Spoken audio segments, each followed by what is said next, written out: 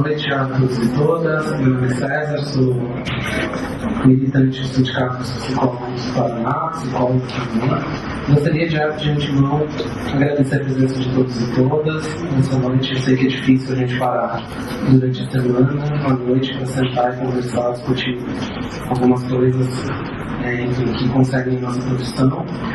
Mas agradeço a disposição de todos, especialmente da Cecília Coimbra, professora da UF, que está aqui, veio nos agraciar com sua presença. Já queria contar então a Cecília e o Thiago para compor a mesa.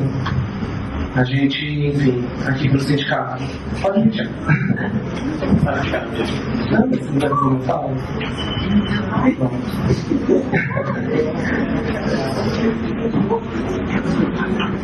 Depois a gente descompõe a mesa para dar espaço para Cecília. Na verdade, assim, a nossa intenção em organizar esse evento se deu mobilizados pelas descomemorações de 50 anos do golpe civil-militar, da ditadura civil-militar aqui no Brasil. Uma série de atividades aconteceram nas últimas 2-3 semanas, atividades da juventude, movimento estudantil, movimento de mulheres, movimento LGBT fizeram algumas atividades para discutir os recortes, os desdobramentos da instalação do golpe civil-militar no Brasil com os recortes dos movimentos que a gente faz hoje. Será que se eu faço melhor? Isso é um pouco de inabilidade com o microfone. A gente não é muito ensinado a falar na frente dos outros. Mas enfim. E aí a gente, então, pelo sindicato, resolveu organizar uma atividade para discutir a função da psicologia e dos psicólogos, estudantes de psicologia naquele período, nos dois lados, então, da disputa que estava colocada ali.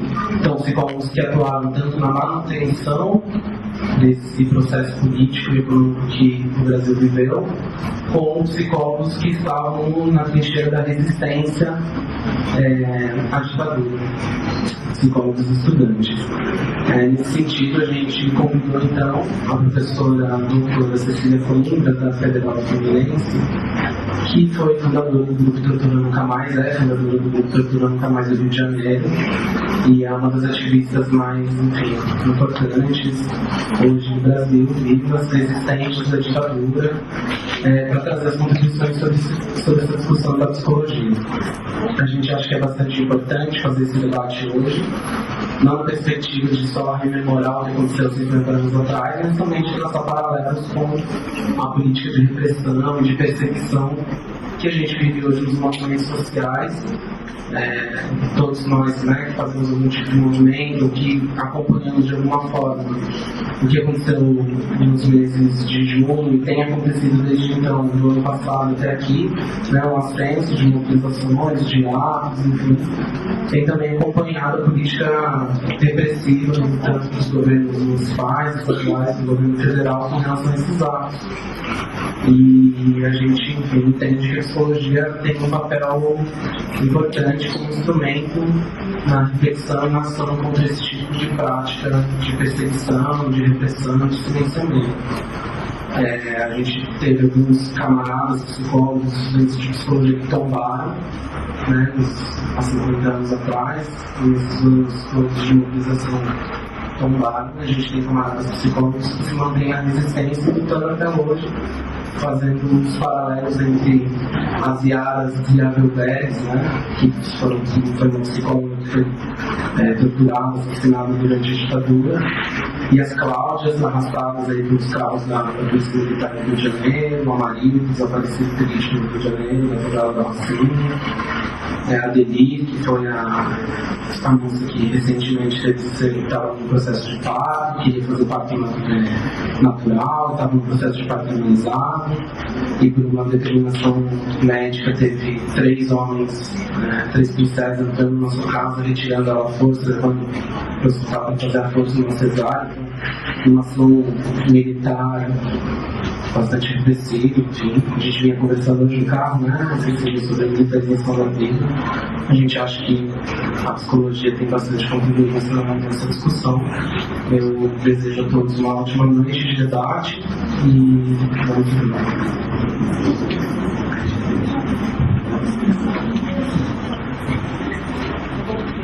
Boa noite a todos e todas.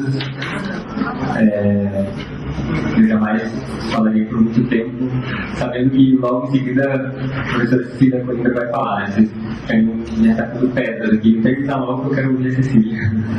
Então é mais realmente um agradecimento pela presença de todos vocês aqui nessa noite. Para nós do Sindicato dos Psicólogos, debater as questões vinculadas à tortura, militarização, debater questões relacionadas à repressão, mais do que relembrar o que aconteceu na ditadura militar, é trazer esses elementos para a atualidade. É compreender como ainda hoje esses elementos estão presentes no dia de hoje e o que nos faz agir, né? Não só refletir sobre o que aconteceu, mas o que nos leva a agir, o que nos leva a nos organizar e nos mobilizar. A nossa gestão do Sindipsi, a nossa diretoria do Sindipsi é recente, então nós assumimos faz um ano e desde então a nossa intenção é sempre trazer pautas não somente vinculadas à psicologia propriamente dita, aos direitos, à atuação profissional, à prática profissional, mas que a gente consiga relacionar tudo isso, que são pautas corporativas, também à sociedade como um todo. É para isso que a gente se propôs a estar à frente aí do sindicato, e acho que a fala da Cecília Coimbra vai ser certamente um chacoalhão e estará afinado com essa intenção, né, que nos move e aquilo que nos faz agir. Então, muito obrigado, desejo um bom debate a todos vocês e principalmente um convite à participação das atividades do sindicato, do conselho, das associações, dos centros acadêmicos, que vocês se incentivem cada vez mais a atuarem aí para transformar a realidade. Muito obrigado.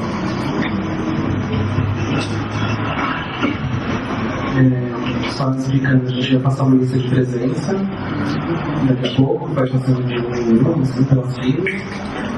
Enfim, no momento a gente vai colocar os certificados aqui na mesa, quando vocês forem saindo. Se vocês quiserem sair mais cedo, podem pegar o certificado, já está assinado, só depois preencher seu nome. Antes de passar então a palavra para a Cecília, a gente escolheu um poema,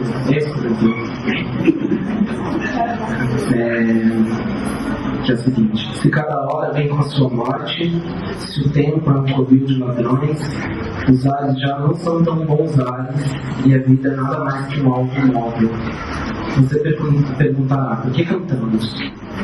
Se nossos bravos ficam sem abraço, a pátria está morrendo de tristeza, e o coração do homem se fez cacos, antes mesmo de explodir a vergonha.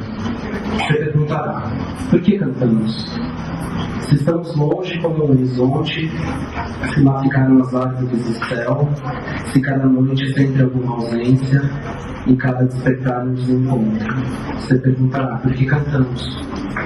Cantamos porque o rio está soando, e quando soa o rio, soa o rio. Cantamos porque o cruel não tem nome, embora tenha nome no seu destino. Cantamos pela infância e porque tudo, e porque algum futuro, e porque o povo. Cantamos porque os sobreviventes dos nossos mortos querem que cantemos. Cantamos porque o grito só não basta, e já não basta o pranto nem a raiva. Cantamos porque cremos nessa gente, porque venceremos a derrota. Cantamos porque o sol nos reconhece, e porque o campo cheira a primavera, e porque nesse tábua, lá no fruto, cada pergunta tem a sua resposta. Cantamos porque chove sobre o sulco, e somos militantes dessa vida, e porque não podemos nem queremos deixar que a canção se torne si. Porque cantamos no Mário Benedetti, essa poesia e essa mesa são dedicadas à camarada Teresa Urban, jornalista cristiana, que tombou no ano passado, militante política, ex-presa política, torturada, exilada durante o período do regime militar, que ela esteja presente na nossa memória e que inspire a nossa luta. Obrigado.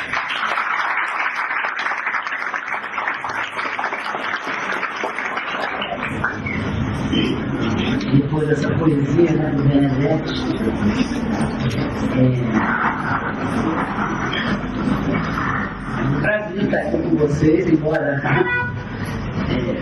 essa poesia mexa muito com a gente. Eu vim assim pra cá, há muitos anos eu não venho em Curitiba. Eu normalmente, como psicólogo, eu sou uma pessoa meio não grata à cidade de Curitiba enquanto psicólogo.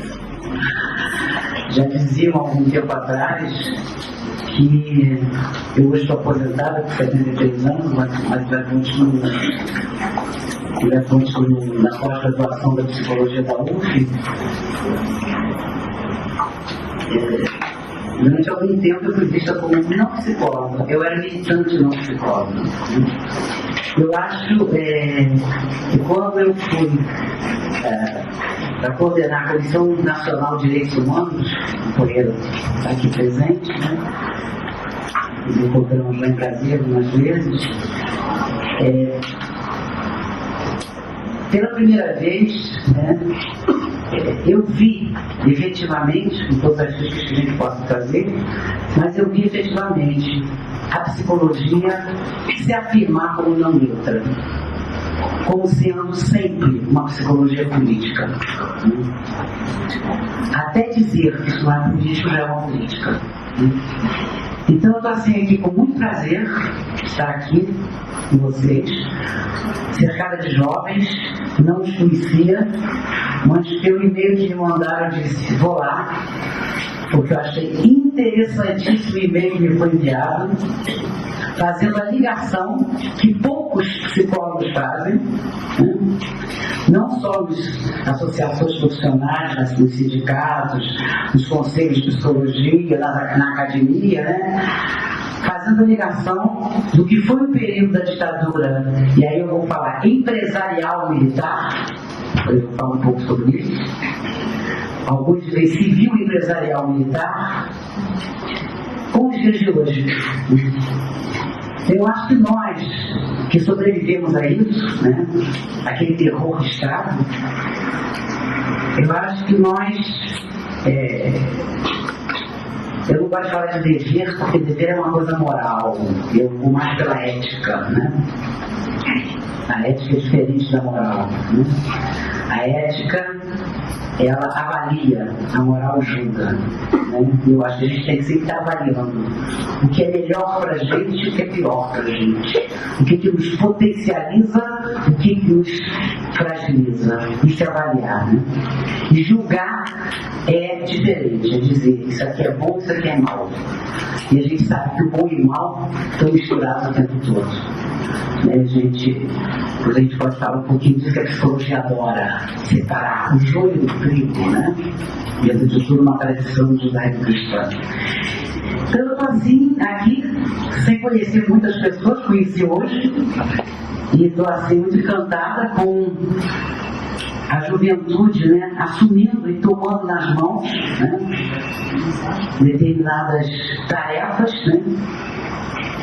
E eu acho que ao mesmo tempo que a gente vê, né, uma grande onda conservadora planetariamente se instalando, a gente vê também o que o Deleuze fala de linha de fuga.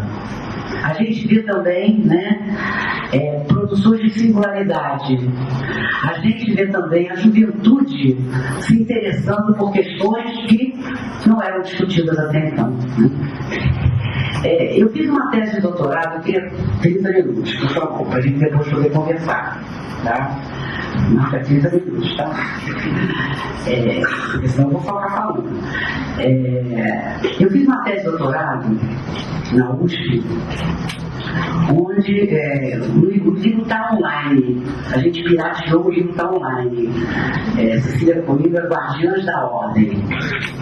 É uma viagem pelas práticas psi no Brasil do milagre, onde eu justamente aponto como a psicologia e a psicanálise, né, vão se proliferar durante o período da ditadura empresarial militar.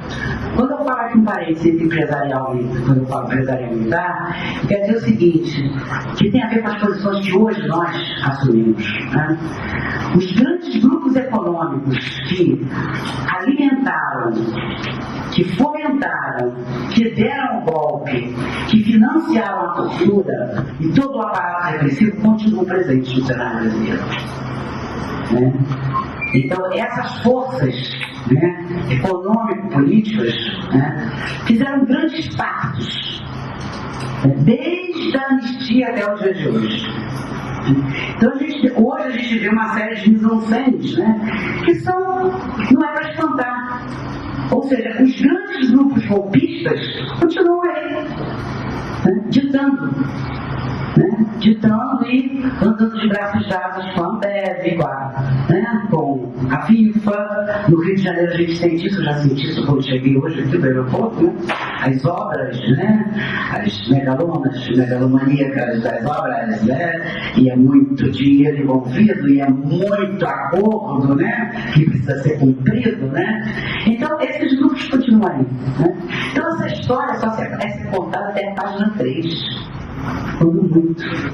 Depende da gente. Eu acho que vai depender, principalmente da juventude, pressionar. Então, quando eu pego essa questão da ditadura empresarial militar, eu estou querendo apontar para isso. Né? Houve uma ruptura, mas a continuidade está aí. Uma ruptura, né, conservadora, digamos assim. Né? Os poderosos continuam ditando as normas, as regras. O que a psicologia tem a ver com isso, né? Muito gente diz. Não é por acaso que foi durante aquele período de terror de Estado que as práticas, né, da psicologia, principalmente da psicanálise, vão se desenvolver como se desenvolveram. É o boom, né? É naquele momento que a gente vê o surgimento de faculdades particulares, onde os cursos que ecoavam à época eram comunicação, economia e psicologia. Né? A sociologia sai, né? História é diminuída, né? Então você cria estudos sociais para fazer uma coisa assim meio, né?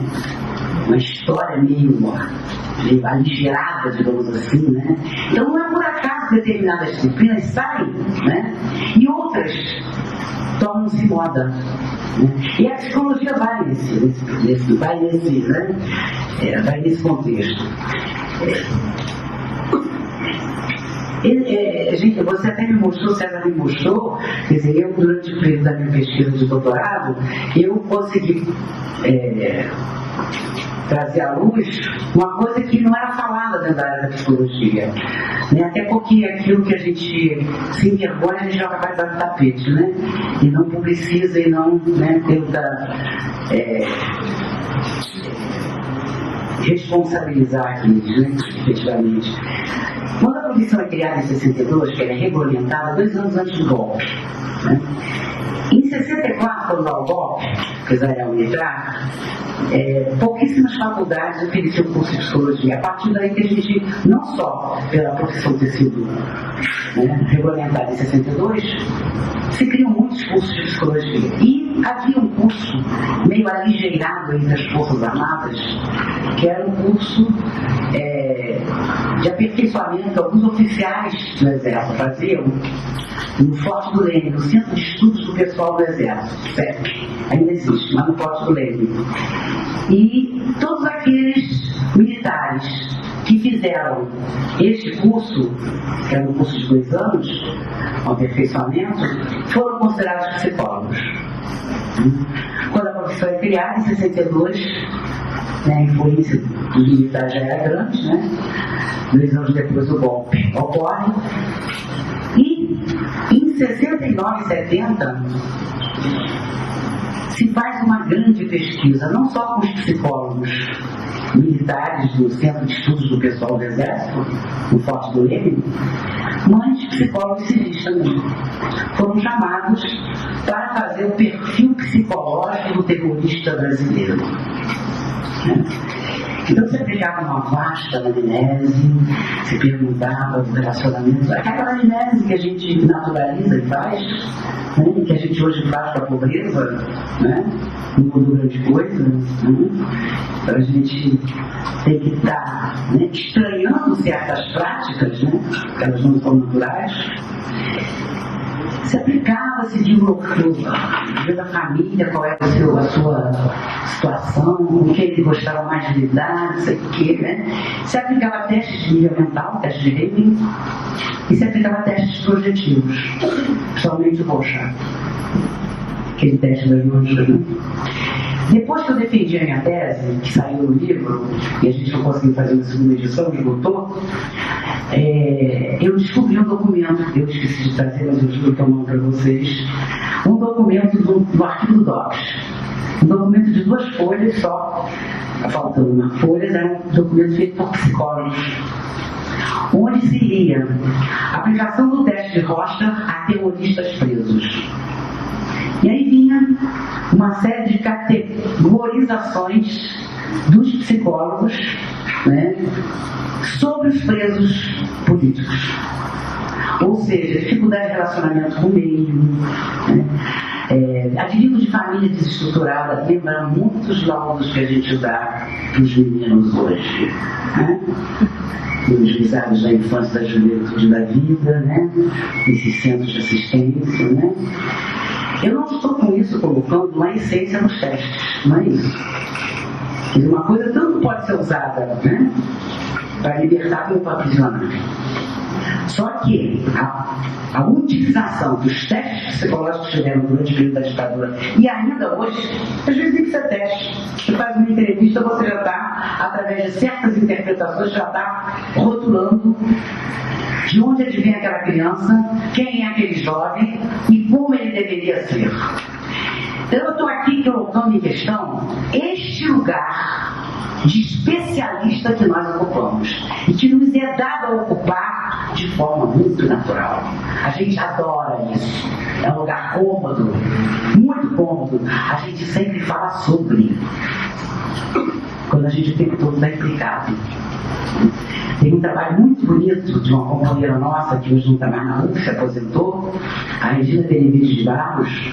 Ela, a tese de doutorado dela chama-se Grupo A Afirmação de um Simulacro, onde ela trabalha dentro de todos esses autores que eu estou trazendo aqui nessa minha fala. Está presente Foucault, Gilles Deleuze, Félix Guattari, né?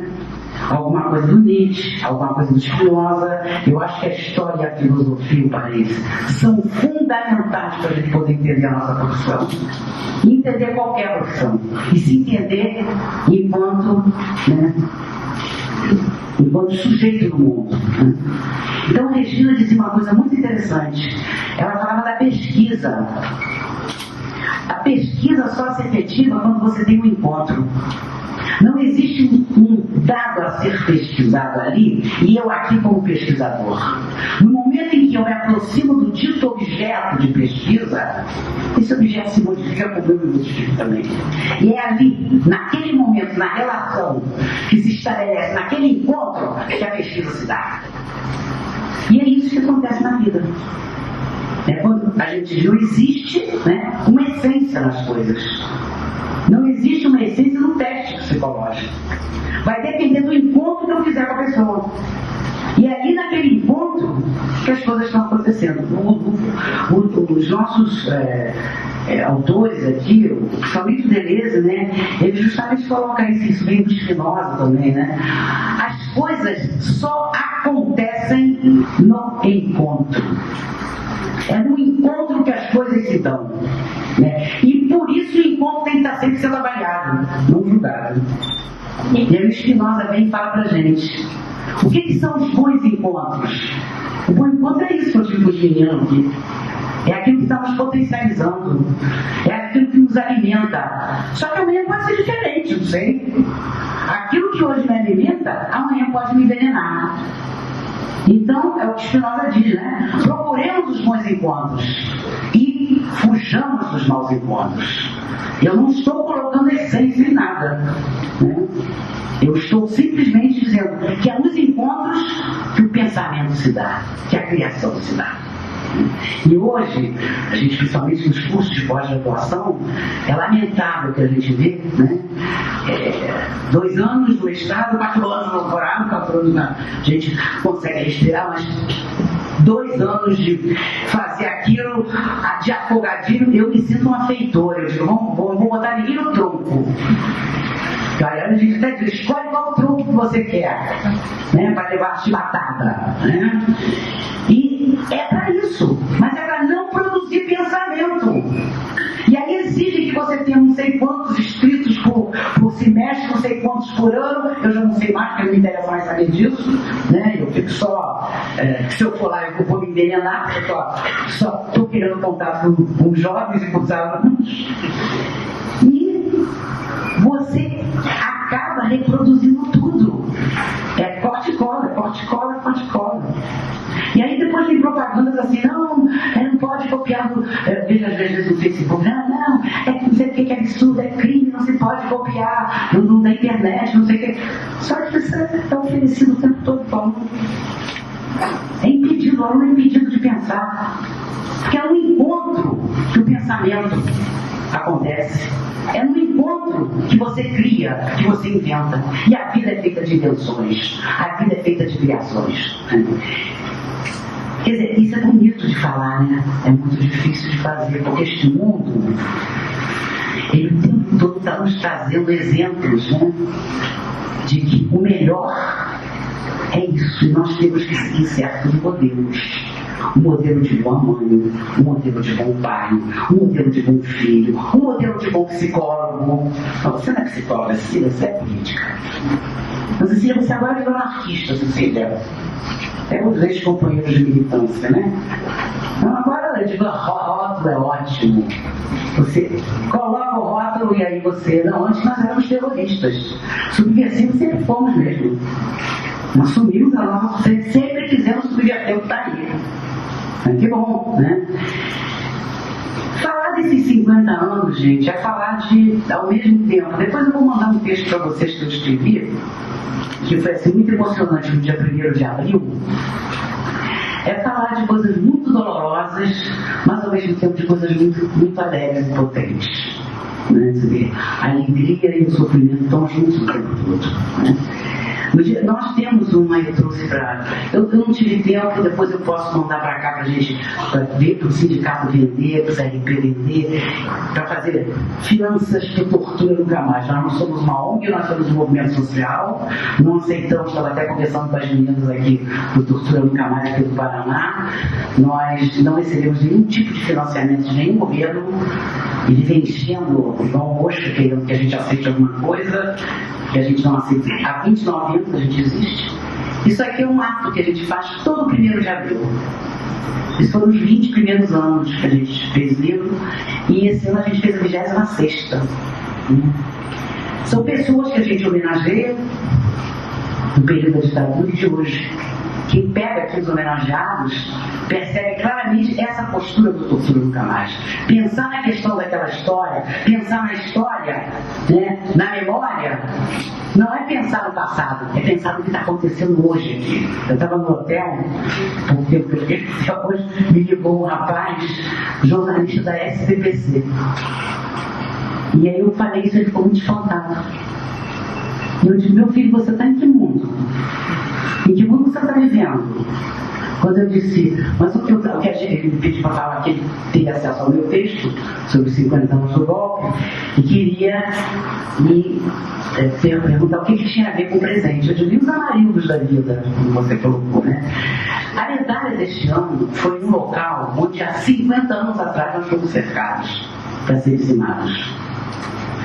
No Centro Acadêmico Cândido de Oliveira, o CAC, da Faculdade de Direito, Faculdade Nacional de Direito, da UFRJ. Nós estávamos lá no dia 1º de abril, cerca de 200 estudantes, depois que termos vindo da ONU, da Uni,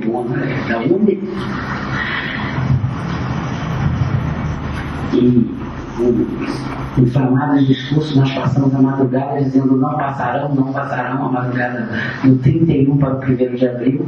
Fomos para o CAC para resistir sem armas. E fomos cercados por grupos paramilitares, principalmente Comando de Caça aos Comunistas, CCC, por agentes do DOPS e pela Polícia Militar do Estado da Guanabara, naquela época do Estado da Guanabara, cujo governador era um golpista civil, o Carlos Lacerda. E ficamos sendo metralhados, bombas de gás lacrimogêneo, né? E de repente aquilo cessa e um jovem oficial do Exército abre uma porta. A gente tinha colocado móveis, aqueles móveis antigos da universidade, um prédio centenário. E eu garanto a integridade física de vocês. Eu sou do esquema militar de João Goulart, que já caiu. Nós abrimos, era um jovem capitão do Exército, que o carro estava cercado por tanques. Ele levou os tanques. Ele comandava um regimento que estava ali perto. Ele levou os tanques para lá, deu tiros para o alto, fez com que as pessoas, fez com que os caras se rendessem, esses grupos paramilitares, e permitiu a nossa saída. E era a greve geral aquele dia, CGT, a Federação Geral dos Trabalhadores, tinha decretado greve geral. E nós fomos a pé pela cidade, carros, muita resistência que nós falávamos, carros virados, carros em chamas, e eu vi, né? Nós vimos a UNE em chamas. E nessa medalha Chico Mendes, que aconteceu no dia 1º de abril, o Ivan Cavalcante Florença, esse capitão do Exército que me salvou, posteriormente, imediatamente foi preso, né, e banido das Forças Armadas, ele entregou a medalha para os filhos do João Goulart. E nós chamamos todos aqueles que ainda vivem e que puderam estar no carro nesse dia, que estavam há 50 anos atrás. Então foi muito emocionante. E ao mesmo tempo muito doloroso da gente ver quantos faltam ali, né? Muitos morreram, muitos se exilaram, muitos desapareceram, né? Muitos enlouqueceram, né? E sobraram alguns para contar essa história. Eu acho que o trabalho nosso está aqui, né? Fazendo isso. E tentando fazer essa ligação com a psicologia.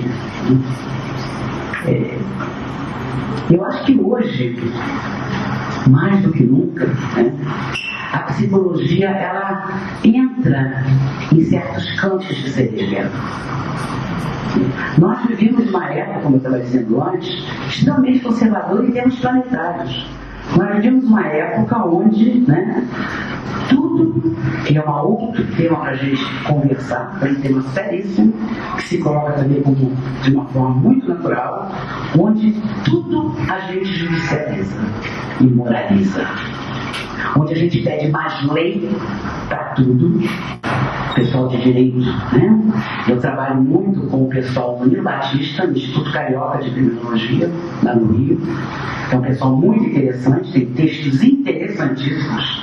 Quem quiser entra, ICC, Instituto Carioca de Criminologia do Rio de Janeiro. E onde a gente justamente vai pensar o que significa hoje essa grande onda judicializante. E aí eu pego um pouco do Foucault para a gente pensar no que o Foucault chama de biopoder, no poder sobre a vida. O biopoder tem dois grandes braços, a medicalização e a judicialização. E a psicologia tem tudo a ver com isso.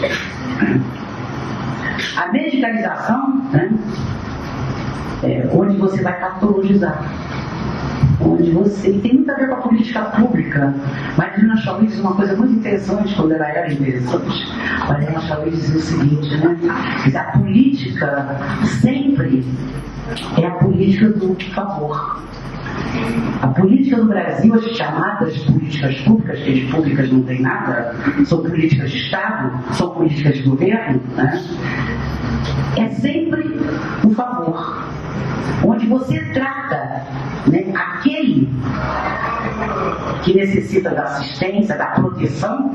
Existe um trabalho muito bonito, depois eu vou citando todas essas que cobrem, a gente manda para cá. Está tendo um prêmio de uma companheira nossa, da Maria Lívia do Nascimento, onde ela fala sobre a política de proteção à criança e ao adolescente. E onde ela mostra que proteção é controle, é tutela.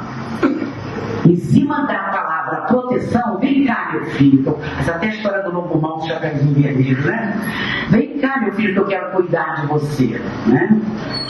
Então, o biopoder, que é o poder sobre a vida, né, tem essa faceta medicalizante, onde você patologiza, onde você vai dar assistência e onde ao mesmo tempo é fácil da mesma moeda, né?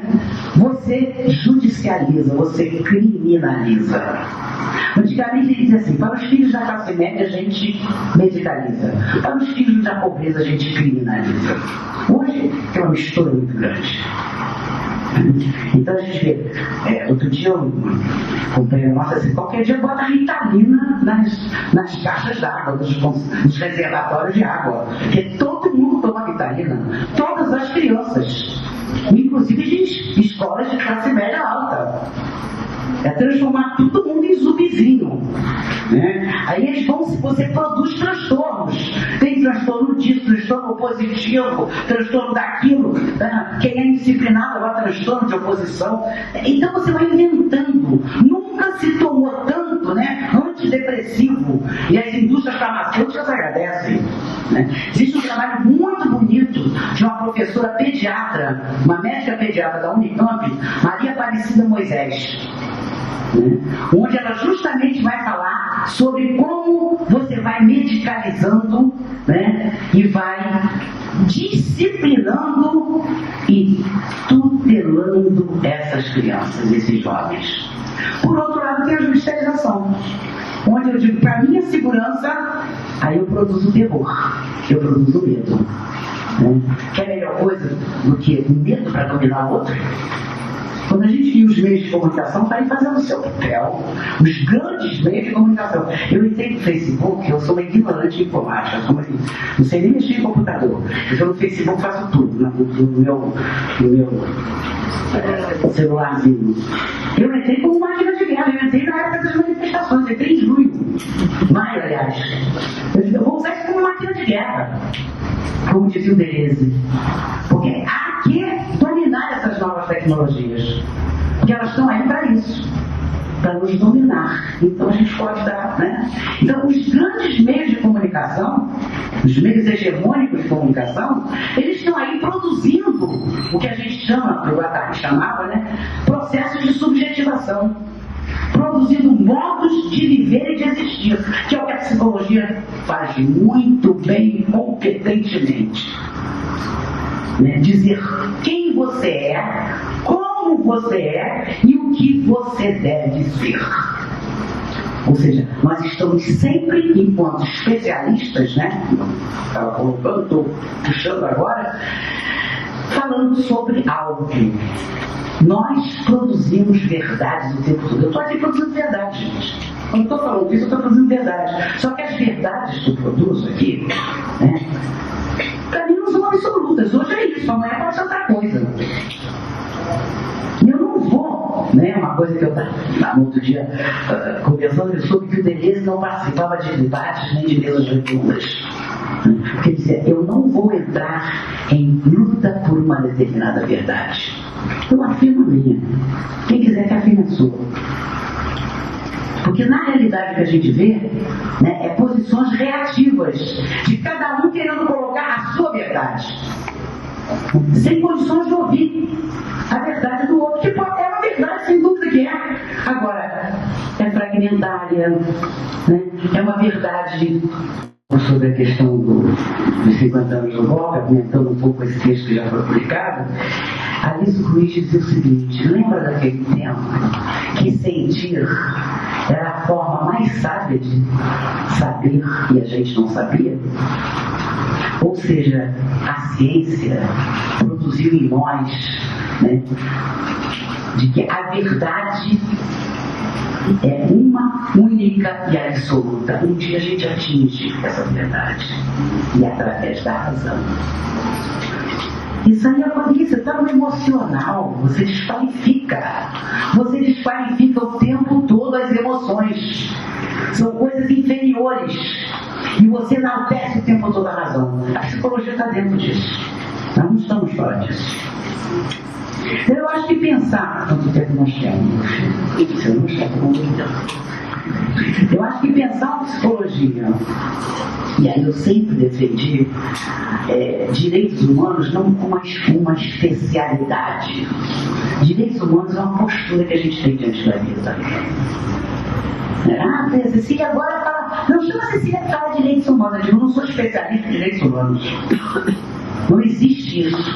A psicologia o tempo todo, ela está implicada com isso. Se ela está implicada com o mundo, se ela está implicada com uma vida potente, se ela está implicada, né, com momentos alegres. Obviamente tratando até de momentos, né, de questões bastante tristes, né, e com grande sofrimento. Hoje, quando soube, levei um choque, levei um choque quando soube, eu não conhecia a Tereza Urbano, falei muito com ela no telefone. Quando ela estava preparando o livro dela, ela me ligava muito. Nós falávamos muito por telefone. Eu não sabia que ela tinha morrido. Então eu quero dedicar essa fala não só às companheiras que morreram, né, que desapareceram, que não estão mais aqui para contar essa e muitas outras histórias, também a Tereza Urbano, que eu não conhecia pessoalmente.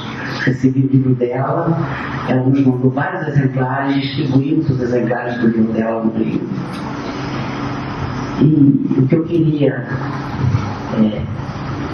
fechar esse outro livro aqui, eu também não trouxe, eu estou dando essa coisa, esses dois para o sindicato. Depois, se vocês se interessarem, é um livro que é de uma experiência nossa, de um projeto de atendimento a pessoas atingidas pela violência do Estado, no período da ditadura e hoje. Um projeto que está terminando agora e que tem vários artigos aqui onde a gente fala sobre direitos humanos, sobre processos de subjetivação, né, sobre clínica e política. E, para fechar, eu queria citar um trechinho do Deleuze, no livro dele, muito badalado, chamado Conversações. O Deleuze dizia o seguinte: acreditar no mundo significa principalmente suscitar acontecimentos. Vocês estão fazendo isso aqui hoje. Mesmo pequenos, que escapem ao controle, ou engendrar novos tempos, novos espaços, mesmo de superfície ou volume reduzidos. É ao nível de cada tentativa que se avalia a capacidade de resistência, ou, ao contrário, a submissão ao controle. Necessita-se, ao mesmo tempo, de criação e de povo. E eu acho que de juventude. Obrigado, gente. Vamos conversar agora.